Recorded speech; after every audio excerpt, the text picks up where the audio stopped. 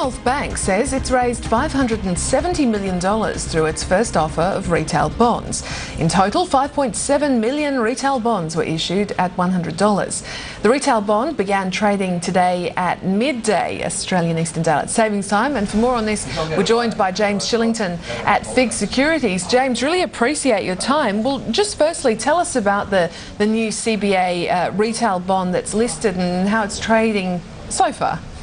That's right, Brodie. It came on screens today. It's a 5-year note and it's a landmark deal for the CBA.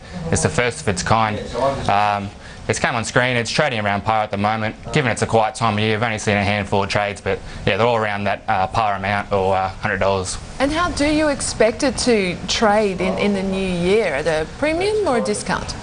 Oh, we expect it to trade at a premium in the new year, given past experience with ADI issues.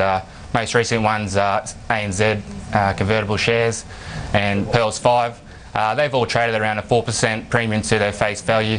And we also saw a lot of demand coming through in the back end of the book build. So we think as investors get comfortable with this type of security, they might go into the secondary market and try and pick up these bonds. So that's going to bode well for this note trading at a premium. Why did they list on Christmas Eve? Oh, well, traditionally these types of retail deals, they require long lead times. So normally this type of deal would result in a post-Christmas listing, but obviously the CBA wanted to get it on screen before Christmas. And it's also it's a positive for investors, given that next year they'll receive a nice coupon pre-Christmas, given they're paid quarterly. James, overall, I mean, it's obviously early days, but would you rate this issue a success? Yes, we would. Well, from an issuer's perspective, such as the CBA, they've been able to diversify their funding base. They've been able to get the good kudos of being the first major bank to list a deal such as this, as in a senior note on the ASX. And for an investor, they're able to add further diversification to their fixed interest portfolio. So it's a good deal all around. There was another new ASX listed deal earlier in the week too, Healthscope notes. Just run us through the key features of these and how it's traded so far. Yeah, that's right. Healthscope launched their subordinated note that started trading on the ASX on Monday. That ticker's HLNG.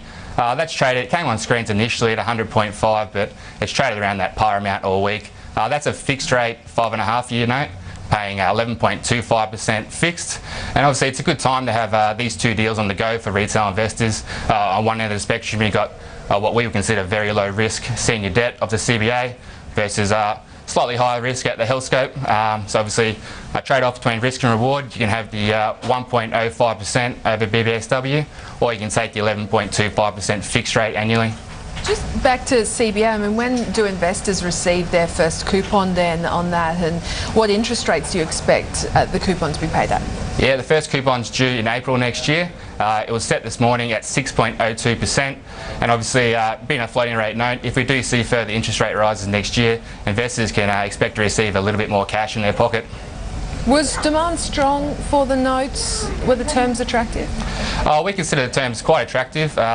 We pitched this deal to traditional term deposit buyers. Obviously the one benefit of this note over a term deposit is you pick up liquidity. Normally if you buy a term deposit and you wanted to break early, you'd have to pay break fees. So if you lock in the same yield as a term deposit and get the benefit of liquidity, we think it's quite attractive for investors.